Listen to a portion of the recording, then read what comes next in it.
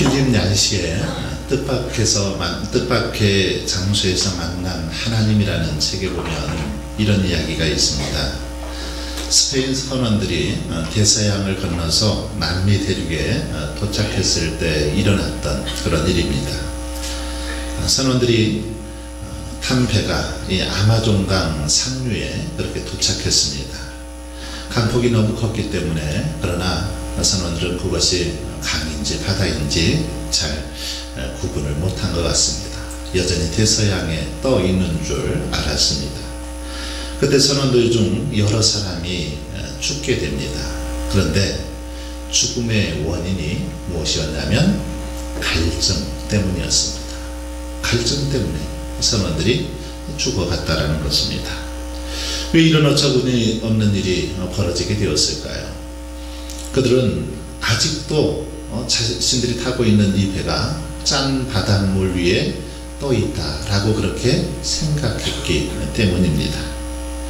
그래서 물을 떠 마실 생각을 전혀 하지 못한 거죠. 세상에 가장 깨끗하고 풍부한 물이 바로 배 밑에 흘러넘쳤는데 그 물을 떠먹지 못하고 그만 갈증에 목말라서 죽었다라는 것입니다. 바다와 물에 대해서 어떻게 보면 가장 잘 안다고 생각했던 스페인 선원들이었지만 그들은 안타깝게도 바다와 물에 대한 무지 때문에 그렇게 목숨을 잃고 말았다는 것입니다. 여러분, 이 이야기는 우리들이 모든 것을 안다고 생각하지만 실제로는 가장 기본적인 것들, 가장 어쩌면 우리의 삶에 필요하고 기본적인 지식, 이것도 잘 모르며 살아가고 있음을 이 말씀을 통해서 우리에게 가르쳐 주고 있습니다. 호세아 선지자는 BC 750년부터 그리고 북이스라엘이 아수리에 멸망하기까지 BC 722년경까지 활동했던 바로 선지자가 호세아 선지자입니다. 당시 여로보암 2세가 죽고 난 후에 이스라엘은 하나님 보시기에 가장 그런 패역한 상황이었습니다. 호세아 4장을 보시면 1절, 2절에서 당시 상황을 이렇게 묘사하고 있는 걸 볼 수 있습니다. 이스라엘 자손들아 여호와의 말씀을 들으라. 여호와께서 이 땅 주민과 논쟁하시나니 이 땅에는 진실도 없고 인애도 없고 하나님을 아는 지식도 없고 오직 저주와 속임과 살인과 도둑질과 간음뿐이요 포악하여 피가 피를 뒤이음이라. 당시 상황을 가장 잘 묘사하고 있는 그런 말씀입니다. 여기 아는 지식도 없고 라는 말이 있는데, 이 안다라는 히브리어 단어는 야다라는 그런 원어를 쓰고 있습니다. 이것은 어떤 것을 머리로만 아는 지식이 아니라 체험을 통해서, 경험을 통해서 아는 지식을 말합니다. 즉 머리로 아는 지식이 아니라 경험을 통해서 얻은 지식, 이것을 야다라고 표현합니다. 당시 이스라엘 백성들이 하나님을 몰랐던 것이 아닙니다. 하나님을 알고 있었고 열심히 그들은 제사도 드렸습니다. 그런데 그들은 하나님을 지식으로, 머리로, 교리로만 알았지 인격적인 어떤 만남을 통해서, 경험을 통해서 하나님을 알지 못했다라는 것입니다. 그래서 하나님이 기뻐하시는 삶도 이들은 살질 못합니다. 바로 이런 하나님에 대한 무지 때문에 이스라엘 백성들이 망하게 되었다는 것입니다. 그렇습니다. 도덕적인 모든 폐륜 행위도 알고 보면 바로 알지 못하기 때문에, 죄가 죄인 줄 알지 못하기 때문에, 그것이 나쁜 것인 줄 알지 못하기 때문에 저질릴 때가 많이 있더라는 것입니다.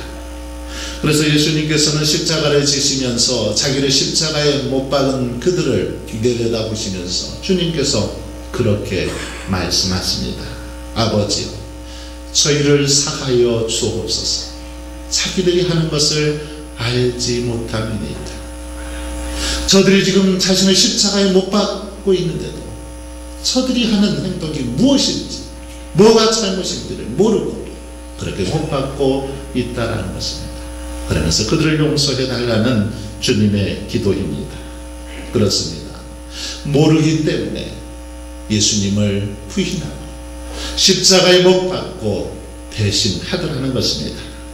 그래서 호세아 선지자는 4장 6절에서 이렇게 말씀하고 있습니다. 내 백성이 지식이 없으므로 망하는도다. 내 백성이 지식이 없어서, 하나님을 아는 지식이 없어서 망하게 되었다라고 그렇게 말씀하고 있습니다. 여러분, 자본이 없고 기술력이 없어서 망하는 게 아니더라는 것입니다. 지식이 없어서 망하더라는 것입니다. 그러므로 성도들은 알아야 합니다. 알되 꼭 알아야 될 것, 이것은 분명하게 알고 있어야 합니다. 아이작 뉴턴은 말년의 기억상실증에 이렇게 걸리게 됩니다. 그래서 모든 것을 다 잊어버렸습니다. 자기 이름도 자기 나이도 다 잊어버렸습니다. 제자들이 뭘 물어봐도 대답을 하지 못하는 것입니다. 그래서 답답해하던 제자들이 그에게 그렇다면 선생님이 기억하는 것은 무엇입니까? 뭘 기억하고 있습니까? 그러자 뉴턴은, 그래, 나는 다른 건 몰라도 딱 두 가지는 알고 있다. 첫 번째 하나는 내가 죄인이라는 것과, 또 다른 하나는 예수님이 내 구주라는 것이지.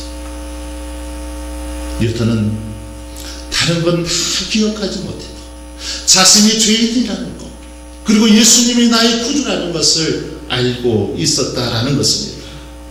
여러분, 다른 것은 몰라도 괜찮습니다.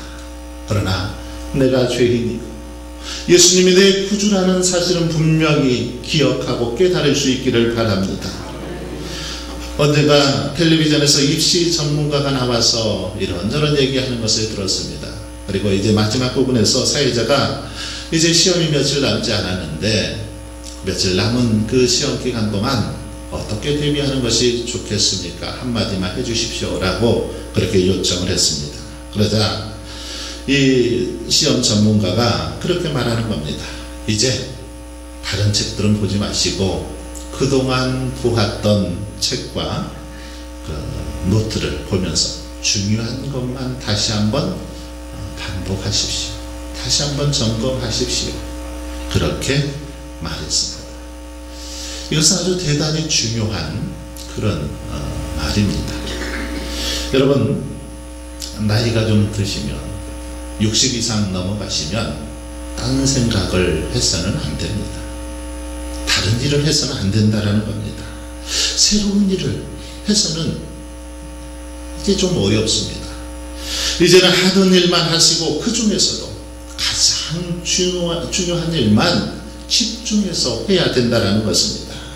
가능한 한 머리를 깨끗이 비우고 이제는 꼭 알아야 할 것만 아는데 힘써야 한다는 것입니다. 쓸데없는 것을 많이 알면 머리가 복잡해지고 아는 것까지 또 잊어버릴 수 있기 때문입니다. 그렇다면 여러분, 신앙인으로서 우리들이 꼭 알아야 할 것 무엇일까요? 우리들이 꼭 기억해야 될 것 무엇입니까? 그것은 바로 여호와 하나님을 아는 것입니다. 여호와 하나님을 알아야 한다는 것입니다. 하나님을 알 때 비로소 나 자신을 알 수 있기 때문입니다. 하나님을 알 때야 비로소 내 안에 있는 모든 지식이 제대로 그렇게 성립될 수 있기 때문입니다. 그래서 호세아 선지자는 3절에서 이렇게 말씀하고 있습니다. 그러므로 우리가 여호와를 알자, 힘써 여호와를 알자, 그렇게 우리에게 강조하고 있습니다. 이 말씀은 호세아서 전체를 통해서 가장 힘주어서 강조하고 있는 바로 주제입니다. 가장 힘주어서 강조하고 있는 주제가 바로 이 말씀입니다. 여호와를 알자, 힘써 여호와를 알자. 이것은 호세아서 전체의 메시지의 가장 궁극적인 목표이기도 합니다. 물론 호세아서는 이스라엘에게 그들의 죄에 대해서 하나님께서 징계와 심판을 내리실 것을 강조하고 있습니다. 뿐만 아니라 징계 후에 회복의 은혜를 베푸실 거라는 사실도 강조하고 있습니다. 그러나 오늘 본문의 내용, 바로 호세아가 궁극적으로 강조하는 것은 다른 게 아니라 여호와 하나님을 아는 것, 하나님을 아는 것이 가장 중요한 것임을 이 말씀을 통해서 가르쳐주고 있습니다. 여러분, 그렇다면 이스라엘 백성들이, 오늘날 우리 성도들이 하나님을 알아야 되는 이유, 왜 중요한 것입니까? 하나님을 바로 아는 것이 왜 그렇게 중요합니까? 이것은 원문을 볼 때 더욱 분명해지는데, 이 원문에는 알자라고 번역된 이 단어는 어떤 단순한 사실관계를 파악하기 위해서 지적인 알을 말하는 그런 단어가 아닙니다. 이 단어의 대표적인 용례는 부부가 인격적으로 육체적으로 연합하여 서로를 깊이 있게 아는 것을 말할 때 쓰는 단어가 바로 이 단어였습니다. 이런 단어를 사용한 의도는 호세아서 전체의 내용을 감안해 볼 때 너무나 명확합니다. 즉 당시 북이스라엘인 남편이신 하나님을 떠나서 우상을 영목했습니다. 우상을 숭배했죠. 그리고 이방 나라를 영모하고 의지하면서 살았습니다. 이것은 음탕한 여인 고멜이 남편 호세아를 저버리고 다른 남자와 더불어 가능한 것으로 생생하게 그렇게 묘사하고 있는 걸 볼 수 있습니다. 이러한 이스라엘의 영적 간음은 남편이신 하나님과의 관계를 깨뜨려버리는 그런 사건입니다. 스스로 하나님과 무관한 삶이요 하나님에게서 떠난 죄악된 삶의 모습임을 보여주고 있다는 것입니다. 하나님의 축복에서 멀어진 삶을 사는 것을 이 말씀을 통해서 보여주더라는 것입니다. 즉 이스라엘은 하나님을 알므로 하나님과 인격적 관계를 맺고 살아갈 때 그때에만 비로소 축복된 삶을 살 수 있다는 사실을 강조하기 위해서 이렇게 말씀하고 있다라는 것입니다. 만일 그러나 하나님에 대한 지식을 상실해버리고 하나님과 상관없는 그런 삶을 살아간다면 저주와 심판, 재난과 비극을 당할 수밖에 없다라는 사실 또한 우리에게 가르쳐 주고 있습니다. 따라서 여러분, 이스라엘 백성들이 다시 회복된 삶을 살고자 한다면 하나님과 인격적인 만남, 인격적인 관계를 회복해야 한다는 것입니다. 그래서 하나님의 깊으신 은혜와 사랑을 바로 알 때 그들이 복된 삶을 살아갈 수 있다는 것입니다. 그렇게 호세아는 이스라엘을 향하여 여호와를 알자, 반복적으로 힘써 여호와를 알자, 그렇게 강조하고 있는 것입니다. 여러분, 이처럼 하나님을 아는 지식은 단지 이스라엘에게만 강요되는 그런 말씀이 아닙니다. 하나님을 믿고 섬기는 모든 성도들이라면 가장 먼저 알아야 하는 게 바로 하나님에 대한 지식입니다. 가장 절실하게 갖춰야 할 지식도 바로 하나님에 대한 알미라는 것입니다. 오늘 이 시대는 그 어느 때보다 더 많은 지식을 그렇게 축적하고 살아가고 있습니다. 지식 홍수의 시대라고 말할 수 있죠. 학자들에 따르면 지난 수천 년 동안 출판되었던 그 책들보다 20세기 이후 단 1세기 동안 출판되었던 책이 훨씬 더 많다, 그렇게 보고를 합니다. 또한 오늘날 중고등학교 학생들의 수준이면 고대 세계의 박사 정도의 그 학자들이 가졌던 지식보다 훨씬 더 뛰어난 지식을 가지고 있다라고 말하기도 합니다. 정말 오늘날 과학기술 굉장합니다. 갈수록 발달하고 있어서 심지어 유전자를 복제하고 분할하여 전혀 다른 생명체를 만들어내기도 합니다. DNA까지 완전히 동일한 생명체를 만들어내는 데까지 그렇게 과학기술이 발달했습니다. 컴퓨터와 인터넷의 발달은 이제 진부하게 느껴질 정도입니다. 인공지능을 이용해서 인간과 거의 동일한 로봇을 만들어서 곧 상용화되는 날도 멀지 않았습니다. 그러나 이 모든 것 어떻습니까? 우리의 삶을 진정으로 행복하게 할 수 있습니까? 우리의 삶을 진정으로 복되게 하거나 의미 있게 하는 지식은 되지 못합니다. 단지 물질적인 혜택, 경제적인 필요를 과거와 다른 측면에서 우리에게 제공하고 있지만 참 행복, 참 기쁨은 우리에게 주지 못하더라는 것입니다. 다만 그것들은 세상과 관련된 것으로 어쩌면 허탄하기 그지없는 세상의 부와 명예를 얻는 것에 초점이 맞춰진 그런 지식에 불과하더라는 것입니다. 진정으로 그래서 우리의 삶을 복되게 하는 지식, 그것은 바로 오직 하나님을 아는 지식이라는 것입니다. 하나님을 아는 지식이야말로 우리의 삶을 복되게 하더라는 것입니다. 하나님의 뜻을 알고 그 뜻을 힘써 행하여 하나님과의 인격적인 관계를 맺어갈 때, 그럴 때 우리의 삶이 복되고 이 땅에서 형통한 삶을 살게 되더라는 것입니다. 이런 지식이야말로 진정으로 가치 있는 지식이요, 하나님의 영광스러운 삶을 살기 위해서 반드시 갖추어야 할 지식이라는 사실입니다. 왜 그렇습니까? 왜 그렇습니까? 여호와를 힘써 알 때, 여호와를 힘써 할 때 우리의 삶이 밝고 풍요로운 삶을 살 수 있기 때문입니다. 3절 하반절을 보십시오. 하나님의 나타나심이 새벽 빛같이 어김없나니 비와 같이 땅을 적시는 늦은 비와 같이 우리에게 임하신다라고 그렇게 기록하고 있습니다. 하나님을 바로 할 때, 힘써 여호와를 할 때 새벽비까지 또 늦은 비까지 그렇게 우리에게 임한다라는 겁니다.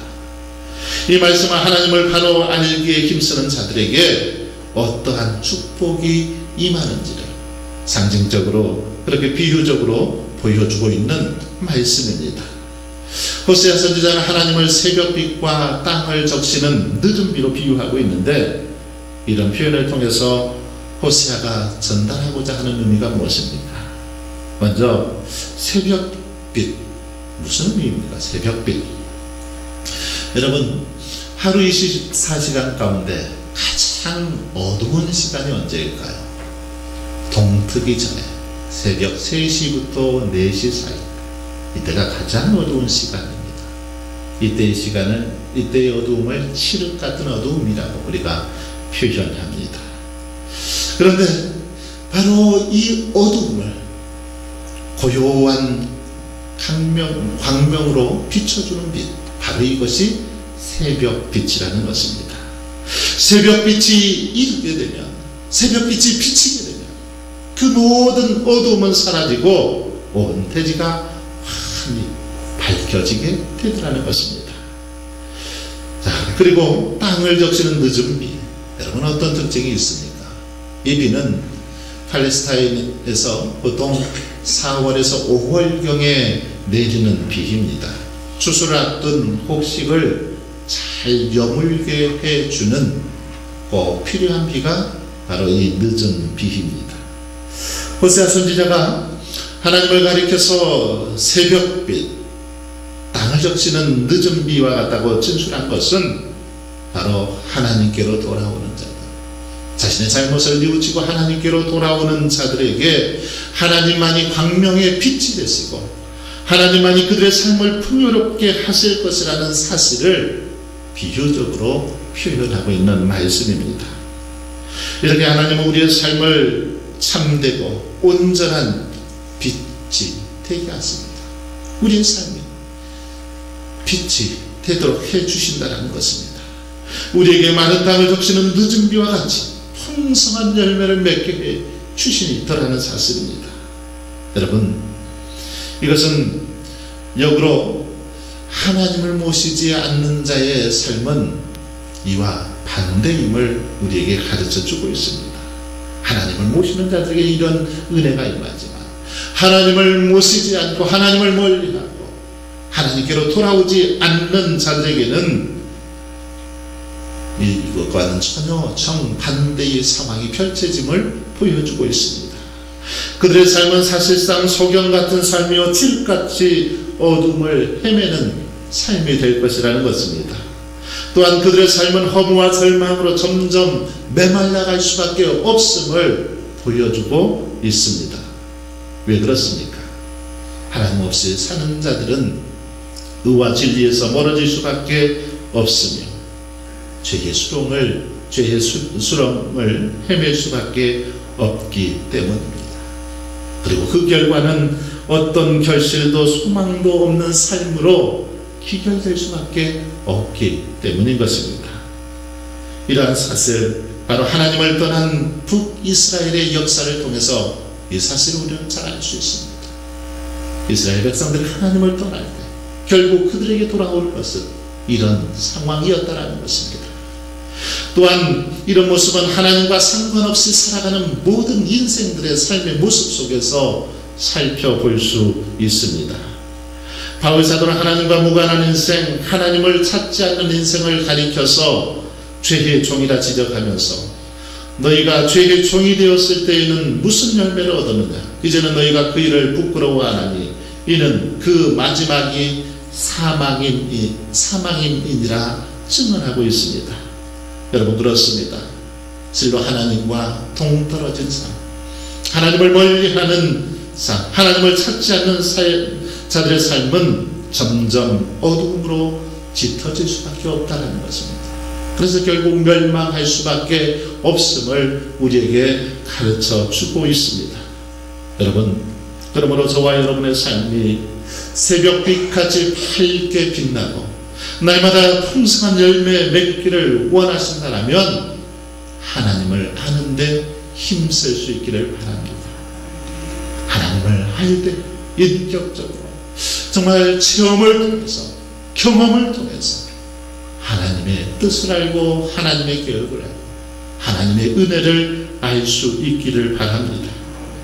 하나님과의 막힌담이 있어서 축복을 누리지 못하고 답답한 그런 삶을 현재 살아가고 있다면 무엇보다 먼저 그것을 허물어 버릴 수 있길 바랍니다. 그러면 빛 대신 하나님, 생명 대신 하나님이 새벽빛같이 우리 삶을 비추어 주실 것입니다. 메마른 땅 같은 우리의 인생의 늦은 빛처럼 임하사 풍성한 열매를 맺게 해 주실 줄 믿습니다. 사랑하는 성도 여러분, 우리들은 이렇게 하나님을 알아야 복된 삶을 살아갈 수 있는데, 그럼 하나님을 알기 위해서 우리들이 제일 먼저 해야 될 일 무엇일까요? 하나님을 알기 위해서 제일 먼저 해야 될 것, 그것은 바로 하나님께 돌아가는 것입니다. 우리의 방향을 돌려서 하나님께로 돌아가는 것입니다. 하나님을 멀리하고 하나님을 거역하고 하나님을 떠나서 살아가던 우리의 발걸음을 돌려서 하나님께로 먼저 돌아가는 것입니다. 1절 말씀입니다. 오라 우리가 여호와께로 돌아가자. 오라 우리가 여호와께로 돌아가자. 호세아는 우리를 향해서 아주 강력하게 그렇게 권면하고 있습니다. 호소하고 있습니다. 여러분, 그럼 왜 우리가 하나님께로 돌아가야 하는 겁니까? 그것은 하나님께 돌아갈 때, 살아계신 하나님께 돌아갈 때 그 안에 참된 회복이 있고 그 안에 기쁨이 있고 다시 일어섬이 있기 때문입니다. 호세아는 찢기고 깨진 이스라엘을 향하여 여호와께로 돌아가라고 촉구하고 있는데, 그 이유를 1절 후반부와 2절에서 밝히고 있습니다. 여호와께서 우리를 찢으셨으나 도로 낫게 하실 것이요 우리를 치셨으나 싸매어 주실 것입니다. 여호와께서 이틀 후에 우리를 살리시며 셋째 날에 우리를 일으키시리니 우리가 그의 앞에서 살리라. 할렐루야. 그렇습니다. 우리가 돌아가야 할 이후 하나님께서 우리를 도로 낫게 해 주실 것이기 때문입니다. 우리가 찢겼지만 다시금 싸매어 주시고 회복시켜 주실 것을 믿기 때문입니다. 우리를 살리시며 일으켜 주시는 분이 우리 하나님이시기 때문에 우리가 돌아가야 한다는 것입니다. 절망적인 상황에서도 진정 그러게 다시 일어서고자 한다면 자유와 회복을 주시는 그 하나님께로 돌아가야 될 줄 믿습니다. 여러분, 하나님께서는 자기 백성들이 범죄할 때 분명 그들을 징벌하십니다. 때로는 듣지 않을 때 찢어지기까지 하시는 분이 우리 하나님이십니다. 그러나 그것은 그들로 하여금 회개의 자리, 용서의 자리, 회복의 자리에 그들을 다시 세우기 위한 하나님의 섭리요 계획입니다. 무작정 우리를 찢기고 때리시는 분이 아니라 그것을 통해서 우리를 다시 회복의 자리로, 용서의 자리로 이끄시기 위함이라는 것입니다. 하나님께서는 아버지의 심정으로 마음의 문을 활짝 열어놓고 우리는 언제나 학수고대하며 기다리시는 분입니다. 더욱이 우리 하나님은 우리의 상처를 싸매시고 우리의 모든 고통을 치유하실 아주 만반의 준비를 다 갖추어 놓으시고 우리가 회개의 발걸음을 떼기만 그렇게 바라고 계신 분이 우리 하나님이라는 것입니다. 그래서 우리가 하나님께로 돌아가는 발걸음을 떼는 그 순간 하나님의 치유가 급속하게 일어나게 될 것입니다. 우리가 하나님께로 돌아가는 그 발걸음을 떼는 순간 온전한 회복을 경험할 수 있을 것입니다.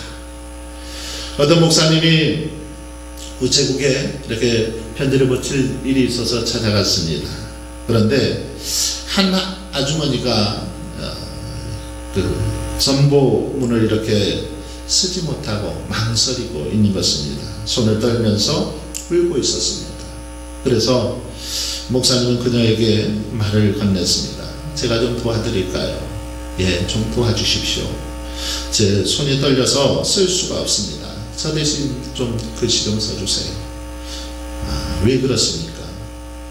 예, 실은 내 딸이 나하고 의견이 맞지 않아서 집을 나갔는데 1년 동안 돌아오지를 않고 있습니다. 정적을 감춰버렸는데 이제야 딸이 있는 곳의 주소를 알게 되었습니다.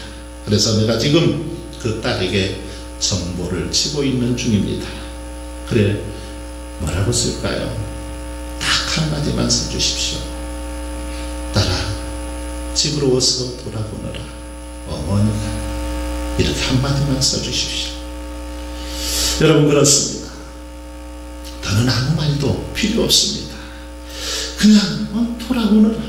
이것이 어머니가 딸에게 할 수 있는 가장 귀한 말입니다. 여기에 무슨 조건이 있겠습니까?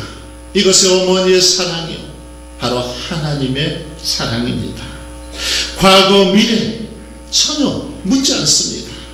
그저 앉아서 이러쿵저러쿵 할 거 없습니다. 돌아오는 그것 하나만으로 충분합니다. 사랑하는 성도 여러분, 하나님께서는 이 시간 저와 여러분을 향해서 이렇게 말씀하십니다. 사랑하는 딸아, 사랑하는 아들아, 어서 돌아오너라. 어서 돌아오너라. 그렇게 말씀하고 있습니다. 그 부르심에 대한 우리의 응답, 그냥 돌아가는 것입니다. 그냥 돌아가는 것이 신앙이요, 믿음입니다. 그것이 순종입니다. 그러나 죄로 더럽혀진 자들, 징계로 찢기고 심판으로 깨어진 자들은 돌아가는 것을 주저하고 망설입니다. 두려워합니다. 나 같은 자를 하나님께서 과연 받아주실까? 다시 회복할 수 있을까? 다시 일어설 수 있을까? 의심하면서 스스로 절망의 늪에서 허우적거리며 살아갑니다. 하지만 하나님께서는 자신의 죄를 자복하고 돌아오는 자들이라면 누구라도 조건 없이 받아주십니다. 누구라도 하나님께만 돌아오시면 회복해 하시고 일어서게 하시는 분이 우리 하나님이십니다. 성경에는 회개하고 돌아오는 자가 결코 거절당한 일이 단 한 번도 없습니다. 어떤 죄인이라도 자신의 잘못을 뉘우치고 하나님께 돌아가기만 하면, 하나님께 나아가기만 하면 하나님께서는 아무 조건 없이 다 받아주셨습니다. 사랑하는 성도 여러분, 그러므로 저와 여러분이 온전히 하나님께로 돌아올 수 있길 바랍니다. 그래서 힘써 여호와를 알고 우리를 온전히 회복시켜 주시는 하나님의 은혜와 축복을 날마다 경험하며 살아갈 수 있길 바랍니다.